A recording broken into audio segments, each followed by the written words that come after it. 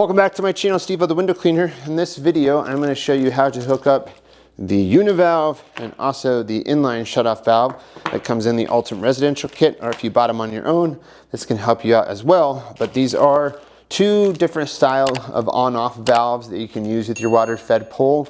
And so let's just get right into it on how to install them. So first, I'm going to go over the Uni-valve, and then I will show you typically where I would place this valve. Now, if you want to use your hose externally or outside of your pole, you could just put this really anywhere, let's say 10 feet below or wherever you want to have this at. It just cannot ever go inside the water-fed pole because it will not fit inside section 1 like the Uni-valve is designed for that. The Uni-valve has been around for many, many years, originates in the UK. So basically what it has here is that this little part, it's really hard to actually even move it on your own. But like you see that little bit of movement there, that is going to point down towards the base of the pole. When you pull that, as far as when the hose is on there, it's going to turn the water on and off to the brush. Pretty cool little piece there. Typically, good thing to kind of line up here is your fast lock being at the top of your water fed pole, right? I would leave about this much hose at the top. If you're using goosenecks regularly, you might want to leave a little bit more, but typically I'll leave about that much. I don't know, maybe that's about 10 inches or so, just to be able to plug into the jets. Typically, the way you have your water fed pole, let's imagine the water fed pole is on here and this hose is going inside. You have your angle adapter at the top. About right here is where I'm going to install the Uni-valve with the hose. So I'm going to take these Ronin cutters. These are great cutters for squeegee rubber too. I'm going to cut the hose right there. So that's the only reason that we have this tool out. And then we have just some vice grips, or you can use whatever, to clamp on these low profile clamps that are included with the Uni-valve. So there's 3 of those. You want to take one, slide it on one side, take the other, slide it on this. And then I sometimes will use like a dot of soap right here and right here, or you can use a little bit of magic lube. I'm actually going to use a little bit of magic lube. And this is just to be able to get these barbs a little bit easier into this 3/16 ID hose. Just makes your life a lot easier. You could also get a hot cup of water to relax these a little bit and use that. That'll usually be your quickest method. So from here, we have the piece that goes in and out, and this is going to be pointed towards the bottom. Give yourself a little bit of time with this, but you're just going to want to wedge that in or push that in to the hose and get that up as far as you can on that barb. Okay, push this right up on it. We'll get this other side done as well.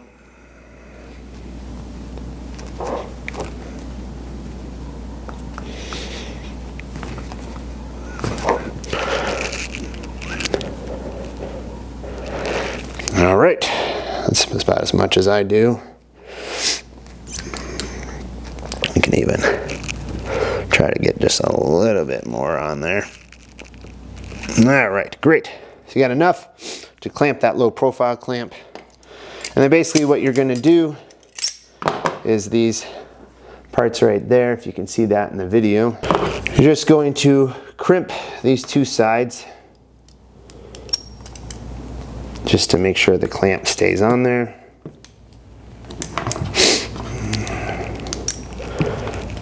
Because you're going to be tugging on this. So that's why you want to make sure that those are tight. Once you install this, it's not coming out unless you cut it. So that's the main thing about these. These retail for $99.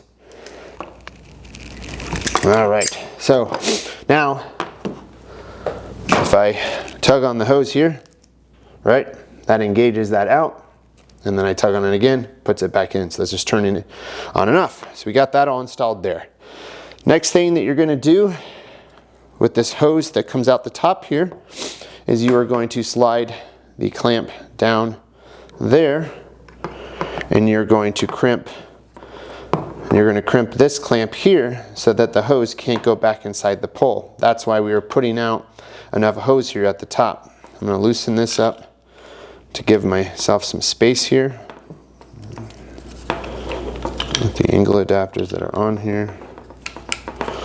Okay, I'm going to move this out a little bit.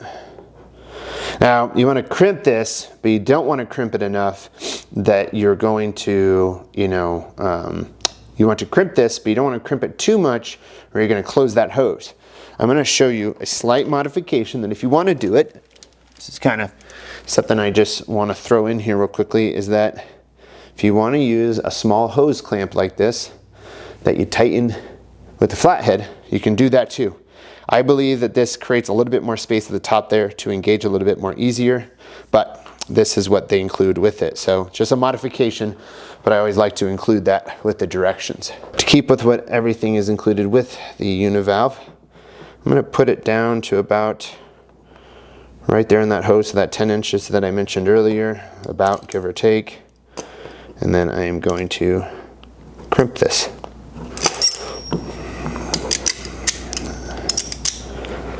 I'm going to crimp it enough where I can kind of test it. So as it goes there, it's pulling through just a little bit.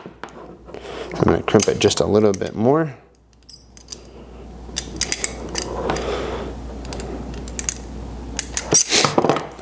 Okay, that's not pulling through.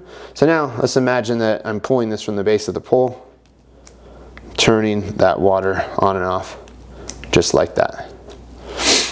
So then here, and we have that installed, we'll line up our angle adapter and we'll still be able to put the brush on.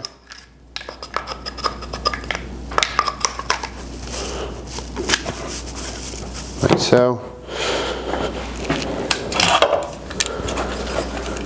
And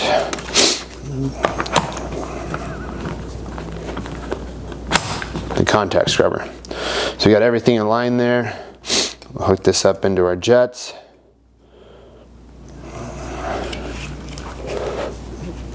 Boom.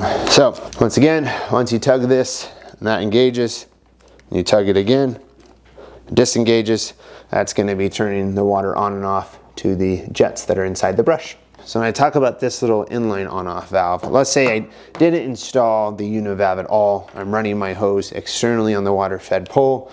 Let's say this is the small section that's going up to the brush. Then what this would be is that you would just push it in like a push to fit, and you would have this running on the outside of the water-fed pole, and then you would just turn the lever to be on and off. That could be one way you could run it. You could put this 20 feet down on the hose if you feel like you're not going to be reaching over that length, or maybe right at the 30-foot mark. Just kind of depends. I don't use these too much, but this is not based on like my own reviews of it. One other thing that I see some people do, if they're running their hose up here, they'll install it about right here into this hose. I don't love that as far as that goes, and I'm not going to do it here. Or if you don't have a Uni-valve, you could install it here with the hose, but you have to have that hose section coming out, and then that stops the hose from going back in and gives you some hose here. But that's really the inline shutoff valve, and this is a lot cheaper of an option. This is only $14.99. So if you're just looking for something easy like this, then you can definitely do that. But that's just what that is. I'm a big fan of the Uni-valve if you're going to have an on-off valve, but if you want something a little bit cheaper, you could definitely go with this. It's just, let's remember, I've repeated this like a million times, this is not going to fit inside the water-fed pole, so you cannot do it like this, and you have to manually turn this on and off. Sometimes solar panel guys don't like this, and they like to have this at the top, just like I mentioned, so you may want it there. But if you have any questions about the Uni-valve or the inline shutoff valve, comment below, and we'll talk to you soon. Bye-bye.